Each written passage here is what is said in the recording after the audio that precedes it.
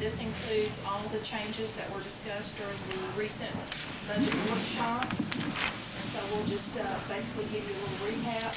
The official public meetings for the budget hearings will be on the Thursday evening of June 14th and June 28th, and so that will be the official time for the public to have their comments if they do. And there are detailed books available at the library as well as in the administrative department for anyone that would like to review the detail. This is actually the ad that will be appearing in tomorrow's paper and will satisfy that requirement. This is actually a copy of the resolution that the board will be considering at those meetings, and if approved, then that would be signed by our chairman.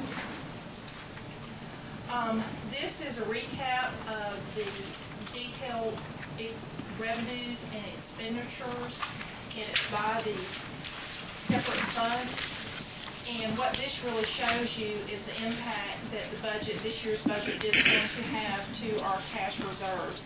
And we'll go into a little bit more detail in those as well. Some of the significant items as related to the revenues. Comparing this year's budget to last year's budget, the revenues for the general fund are up 6.8%. For the fire fund, it's up 6.7%. And for the emergency 911 center, it's actually down 11%. And as you remember, what's happening here is actually instead of the cities and the county funding the revenues needed to make up for the shortage on the fees that are collected, that is actually going to come from the fund balance of the E911 reserve fund.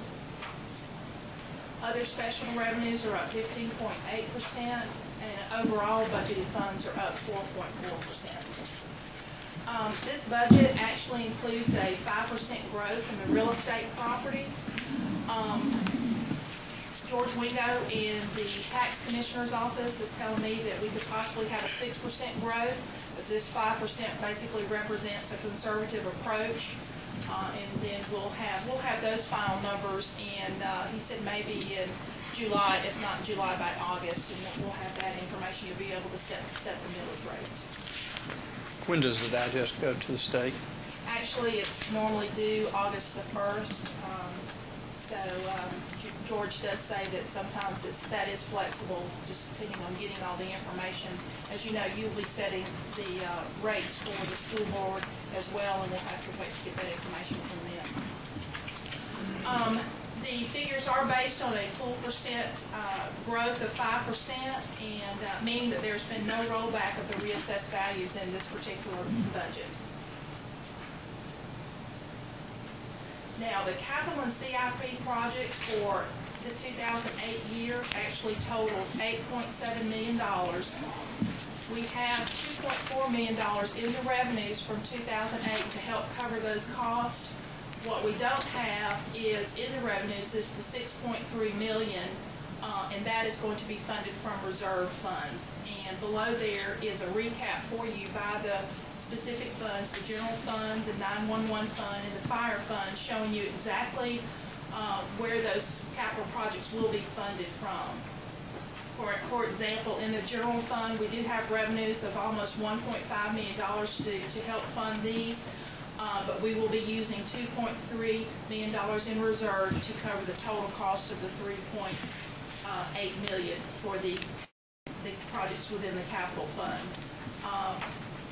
For E911, all of those monies will be coming from the reserve fund.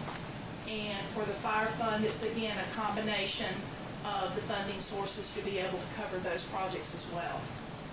Following this page is actually some detailed listing for you, so you can see exactly what projects are included in this year. This is actual listing of the capital projects, which totals a little bit less than $1 million. And then the following page, and you can probably read it a lot better on your copy, but these are all the CIP projects that are included in the 5-year plan. But what we're specifically funding this year, of course, is the fiscal year 2008 amount. Moving on to expenditures.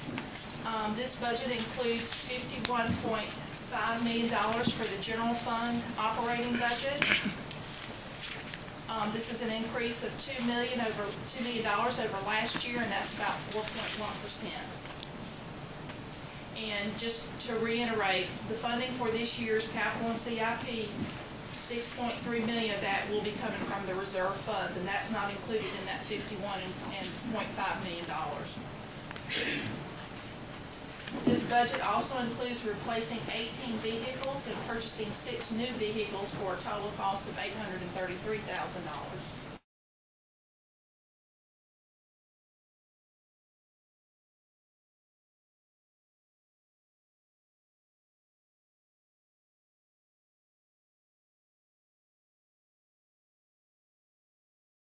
In regards to personnel requests, there was actually an additional 26 full-time positions and some part-time positions in the budget, and included in your packet is the detail by department of those that will actually be adding those personnel, and that gives you the detail.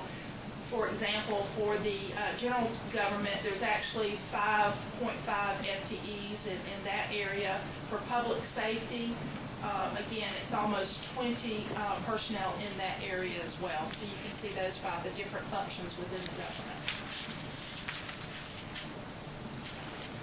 The total cost of these positions was $1.3 million. And the recommended budget includes a 3.3 cost of living adjustment as well.